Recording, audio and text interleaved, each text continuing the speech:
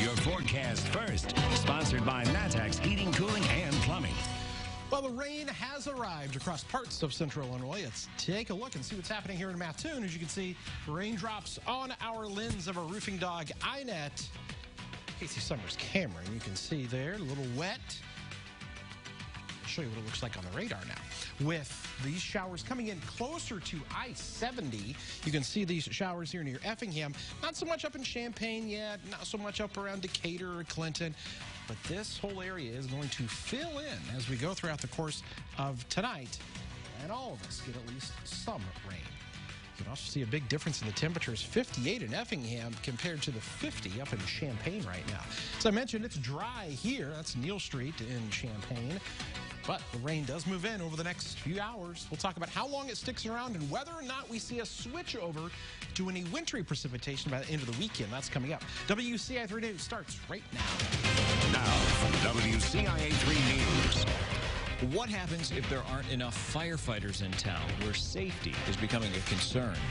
Plus, the pandemic continues to be the cause of layoffs. Why in the last week job losses jumped. And the COVID-19 vaccine is coming. Who may be required to get one? You're watching your local news leader. This is WCIA 3 News at 6. It's hard to do what we need to do with the few people we have. Fire departments throughout central Illinois say they need help. They're looking for volunteers. The Blue Mound Fire Department says if its numbers don't increase, it could make it harder to provide emergency services to those in need. And your safety could be at risk. WCIA 3's Jamie Mace is in the newsroom tonight. Jamie, you spoke to several departments in central Illinois. Are they also experiencing similar issues?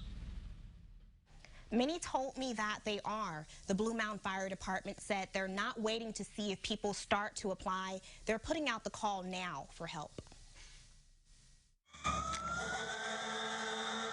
Being a firefighter means putting yourself in heated situations to bring someone else to safety.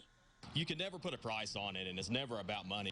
And when all of the firefighters in your department are volunteering their time, it can make recruitment more difficult. The chief of the Blue Mound Fire Department says their numbers often fluctuate, but in the last 10 to 12 years, it's been hard to keep numbers up. We're not getting paid to do this, and we all have full-time jobs and families at home. They're just out of the goodness of their heart to help people and do the right thing. The chief says they're down to just 15 volunteer firefighters, and they need more to better serve the community. If we don't have the members here and your neighbor's having a heart attack, who's going to come? The closest town is 7 miles away. It takes them 12 minutes to get here. So it's very important that your local communities have a full roster.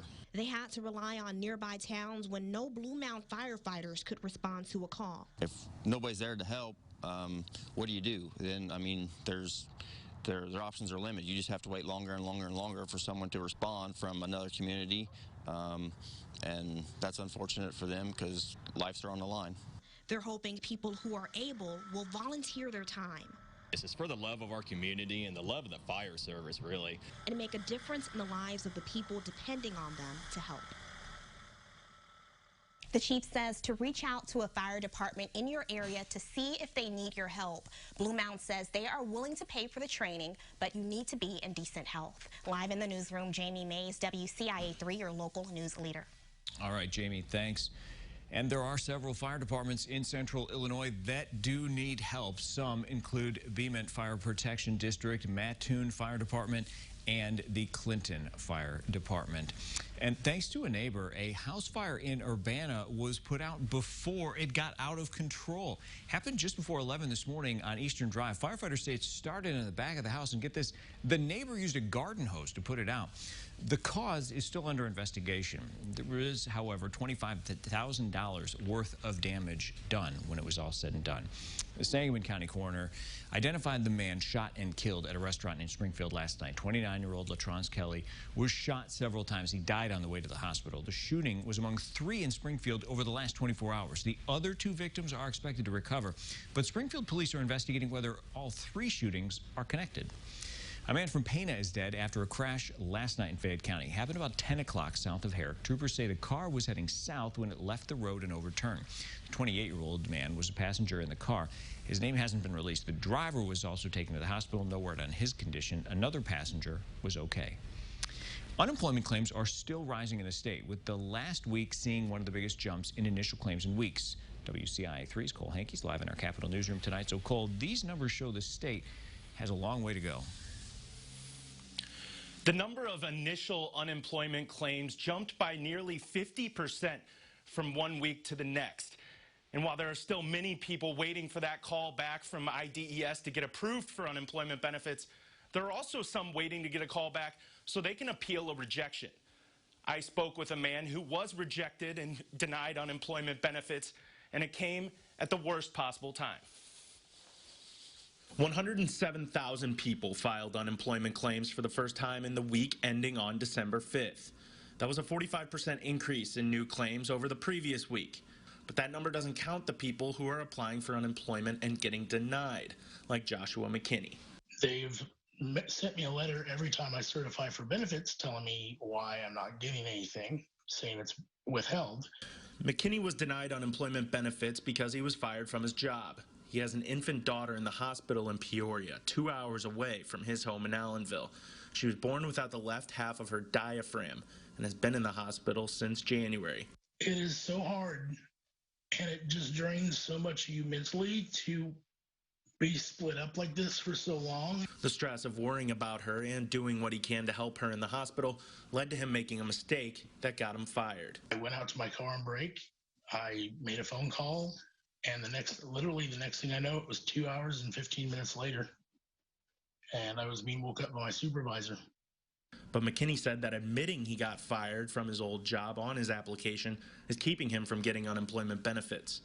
He tried to appeal the ruling, but can't get in touch with IDES.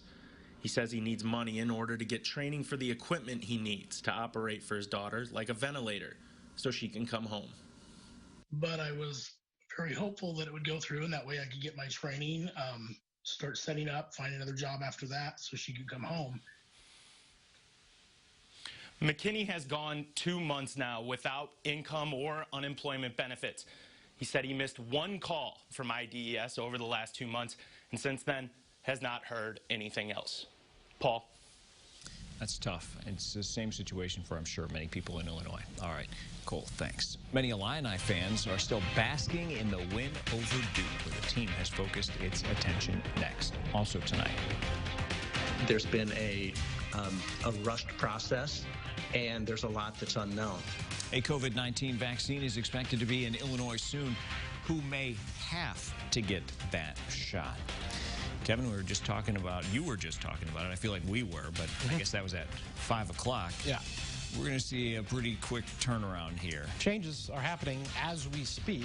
Front coming through. It's raining out there. As you can see here in Charleston on our Roofing Dog INET. Recap of today, 59. I mean, that, felt good. But now the clouds and the colder air is coming in. So could we see a switch over to snow at any point? We'll look at that. Just how cold things are going to be getting over the next week when we come back.